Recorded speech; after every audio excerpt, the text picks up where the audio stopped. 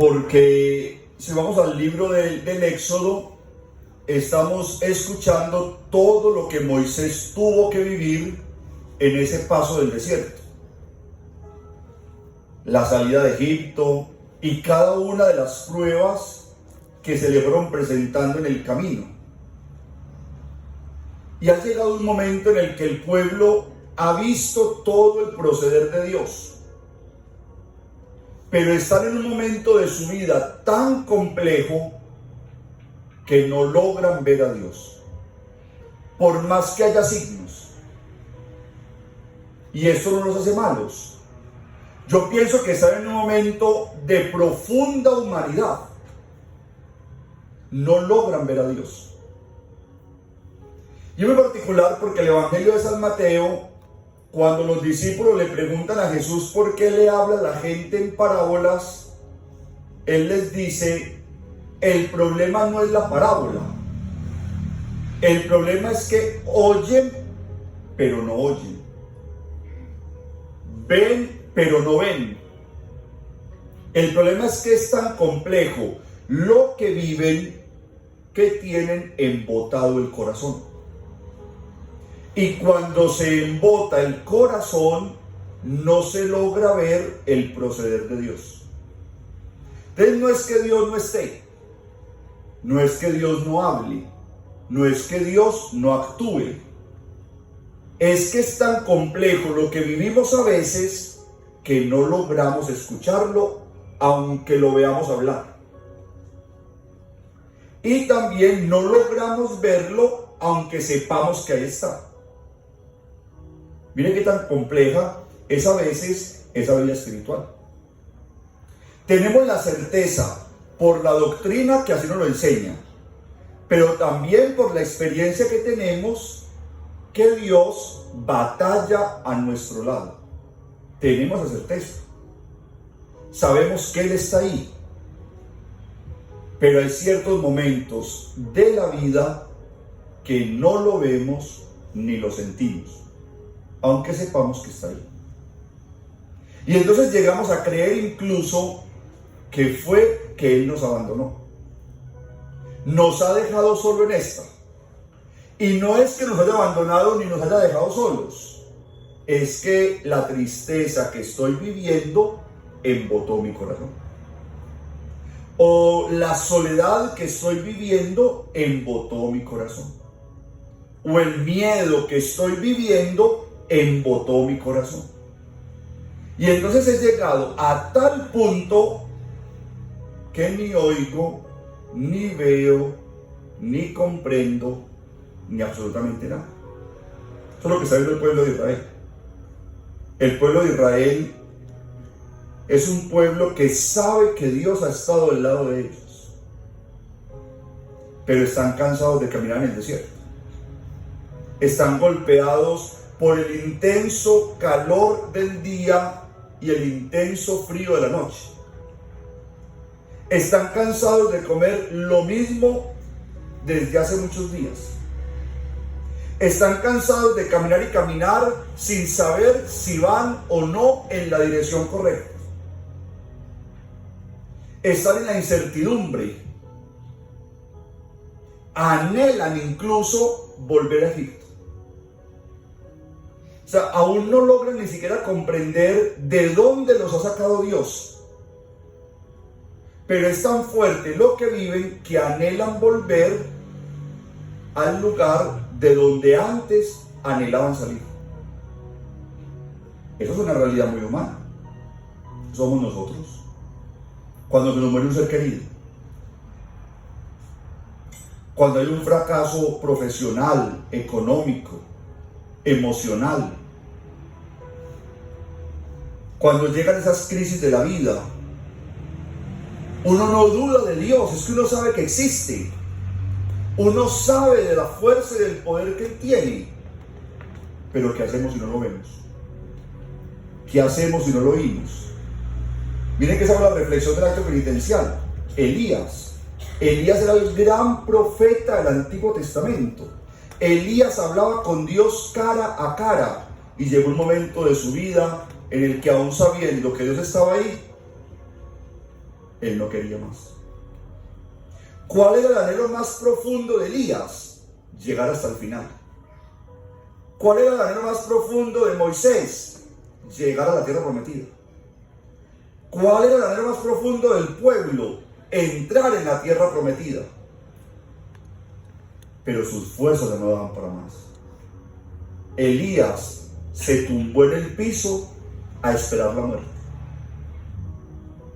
Moisés empezó a desesperarse. El pueblo se construyó un becerro de oro, a ver si de pronto así lograban ver a Dios, manipulando. Pero Dios no abandona la obra de sus manos. Esa es la gran esperanza. Y entonces a Elías le manda el ángel, y el ángel trae pan del cielo. Su alma tiene hambre, coma. Hasta que usted no coma el pan del cielo, usted no es capaz de retomar el camino. Y a Moisés le dijo: Moisés, te voy a dar una clave. Te voy a hablar cerquita del pueblo para que el pueblo sienta que yo no los abandoné. Pero adivinen el pueblo que sentía cuando Dios hablaba. ¿Qué era lo que sentía el pueblo cuando Dios hablaba? Sentían un trueno. No sentían la voz de Dios. Sentían ruido. Ya ven, cuando les he dicho a ustedes que en los momentos de crisis a veces la oración a uno no le sabía nada. El pueblo sentía truenos. Dios le hablaba a Moisés y el pueblo escuchaba truenos. Y entonces Dios le manda una tarea a Moisés para realizarla con el pueblo. Y le dice a Moisés: ve y purifica al pueblo. Lávalos, quítales todo lo sucio, purifícalos y luego ve con ellos a la montaña. Y en la montaña Moisés y el pueblo escucharon la voz de Dios. Y mire que también en el Evangelio de San Mateo, entonces decía Jesús: este pueblo tiene embotado el corazón. Ven pero no ven, oyen pero no oyen. Entonces, ¿qué hay que hacer? Hay que convertir el corazón. ¿Para qué? Para que puedan ver y escuchar a Dios. Hoy la palabra nos da una clave muy bonita. Cuando uno atraviesa esos momentos tan difíciles, pero tan difíciles en la vida, hay que buscar el sacramento de la confesión. Hay que buscar el sacramento de la purificación. Porque es que Dios no ha dejado de hablar. Dios no se ha escondido. Pero mientras yo no tenga la iniciativa de empezar un trabajo de purificación interno, yo no lo voy a ver y no lo voy a escuchar. Por eso a Moisés le dice: ve y purifícalos y luego sube a la montaña. Y una vez subieron a la montaña, ya no oían truenos, escuchaban la voz de Dios. Y lo mismo dice el Evangelio de San Mateo: conviértelos. ¿Para qué? Para que puedan ver y oír a Dios. Entonces, cuando pasamos momentos tan duros, que todos los atravesamos en algún momento de la vida, es cuando tenemos que empezar a buscar de alguna forma una reconciliación directa con Dios. Y en el fondo, esa reconciliación directa con Dios es una reconciliación con nosotros mismos.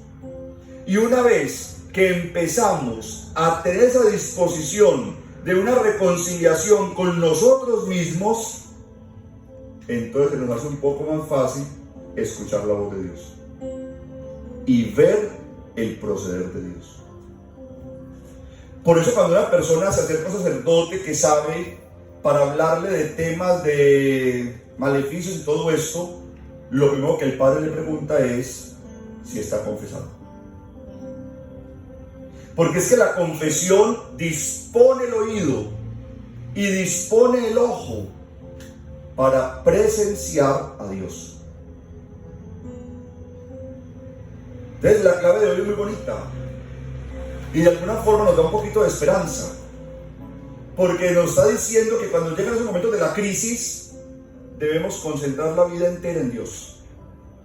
No importa que no lo veamos, no importa que no lo escuchemos, no importa que no lo sintamos, concentrémoslo todo en Dios, empezando por reconciliarnos con Él. Y una vez hacemos ese ejercicio de humildad, de reconciliarnos con Él, Él hace un esfuerzo de hacerse sentir, de hacerse notar en ese momento preciso de la vida.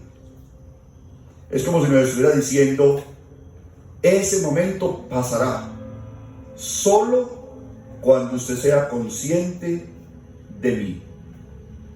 Solo cuando usted esté seguro de mi presencia ahí. Ahí comienza a pasar ese tiempo de la crisis. Solo cuando Elías comió el pan del cielo, empezó a vencer la crisis. Solo cuando el pueblo de Israel se purificó, empezó a vencer la crisis. Entonces la invitación es muy clara. Tenemos que buscar ese espacio de purificación. Y Él nos mostrará cómo las crisis se empiezan a vencer. Hagamos un momentico de oración. Si usted conoce a alguien que está pasando por un momento difícil, si usted está pasando por un momento difícil, dígale al Señor entonces, Señor, tengo muchas ayudas, tengo muchas personas, pero en este momento difícil, amarte solo a ti. Amarte solo a ti.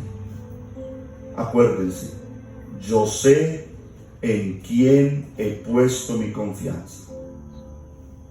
Acuérdense también, la esperanza no defrauda. Protégeme, Dios mío, que me refugio en ti. Si el afligido invoca al Señor, Él lo escucha y lo libra de todas sus angustias. En las crisis, amarte solo a ti, Señor. Buscarte solo a ti, Señor. Y entonces la crisis comienza a ver su final. Y yo empiezo a contemplar la victoria.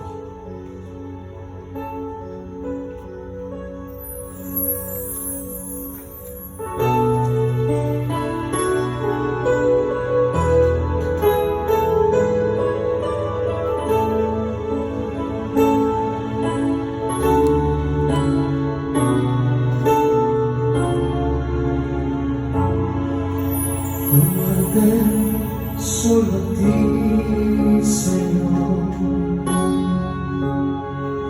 amarte solo a ti, Señor, amarte solo a ti, Señor, y no mirar atrás, seguir tu caminar, Señor,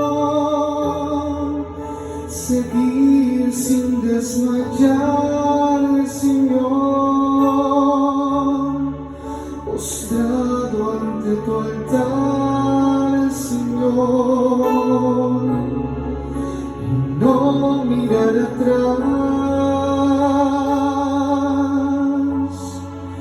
seguirte solo a ti, Señor, seguirte solo a ti, Señor, seguirte solo a ti, Señor, y serte siempre fiel, tener ese caudal de amor, tener esa paz sin igual, poder ser como fuiste tú, mi amado Salvador, acaso me preguntas tú a quién he de seguirle yo, seguro que responderé: ¿a quién sino a Jesús? Si acaso me preguntas tú a quién he de seguirle yo, seguro que responderé: ¿a quién sino a Jesús? Amarte solo a ti, Señor. Amarte solo a ti, Señor. Amarte solo a ti, Señor. Y no mirar atrás. Si acaso me preguntas tú a quién he de seguirle yo, seguro que responderé: ¿a quién sino a Jesús? Si acaso me preguntas tú a quién he de seguirle yo, seguro que responderé: ¿a quién sino a Jesús?